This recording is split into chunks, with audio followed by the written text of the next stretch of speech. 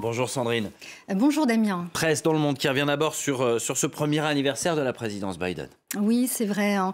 Et les titres de la presse ce matin ne sont pas très élogieux. Beaucoup d'adjectifs qui le prouvent. Regardez cette une sombre de la Croix ce matin.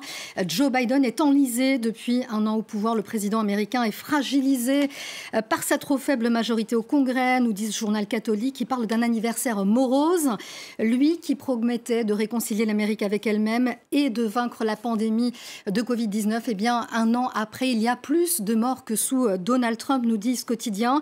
Et puis, il y a aussi la hausse des prix, on en a parlé, qui affecte pas mal le moral des Américains.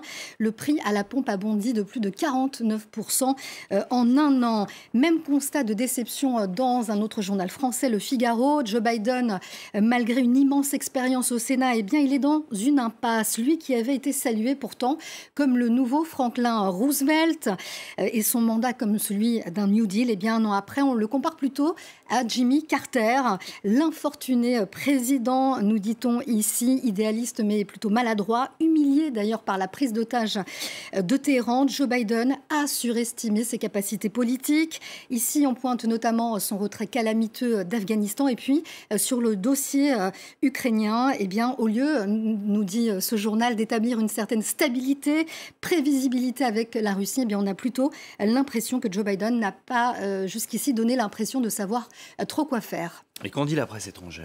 Eh bien, on va regarder par exemple du côté de la presse chinoise, le Global Times, qui est un peu la voix de Pékin. Eh bien, elle dresse un bilan de la première année de Biden au pouvoir, synonyme ici de déception, voyez-vous, dans la lutte contre le Covid ou encore face à la promesse de guérison d'une société divisée.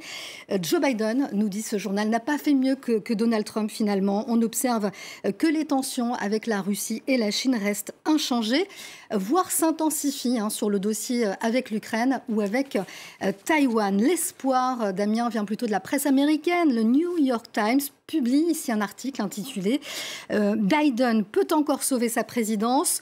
Ici, on lui conseille de changer d'équipe et notamment son chef de cabinet. En effet, cette première année aurait été plutôt marquée par une certaine incompétence politique de ce côté-là.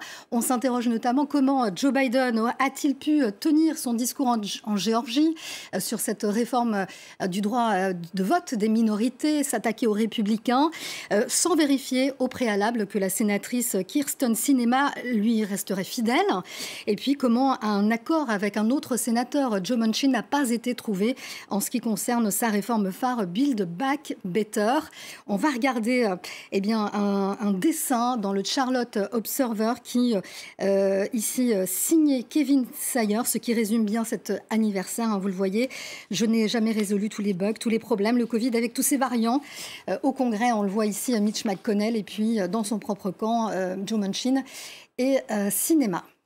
Et puis dans la presse aussi, ce nouveau procès en Allemagne après la condamnation à perpétuité d'un ancien haut gradé du renseignement syrien il y a une semaine. C'est un nouveau procès qui s'est ouvert ce mercredi. Oui, après un ancien colonel des services de renseignement syriens condamné à la perpétuité la semaine dernière.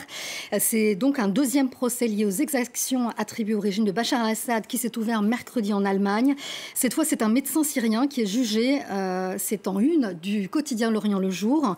Alors cet homme s'appelle Alaa Moussa, il a 36 ans, il est accusé d'avoir torturé au moins 18 opposants du régime de Bachar al-Assad et d'en avoir tué au moins l'un d'entre eux. Des faits qui se sont déroulés à Homs entre 2011 et 2012 dans des hôpitaux militaires. Le Der Spiegel revient aussi sur la vie de ce médecin qui a obtenu d'ailleurs le statut de réfugié en 2015. En Allemagne, il a vécu, nous dit ce journal, tranquillement pendant 5 ans, a continué à exercer son métier de chirurgien orthopédique dans plusieurs établissements en Allemagne. Le journal indique que ce procès ne portera pas seulement sur la torture d'État en Syrie, mais aussi sur le rôle de ces hôpitaux dans la machine à tuer de Bachar al-Assad. Dans l'acte d'accusation, Damien, on parle de civils ligotés, attachés au lit, presque nus et les yeux bandés. C'est assez terrible. À lire donc dans Der Spiegel. Merci beaucoup Sandrine Gomez. Merci à vous d'avoir choisi France 24.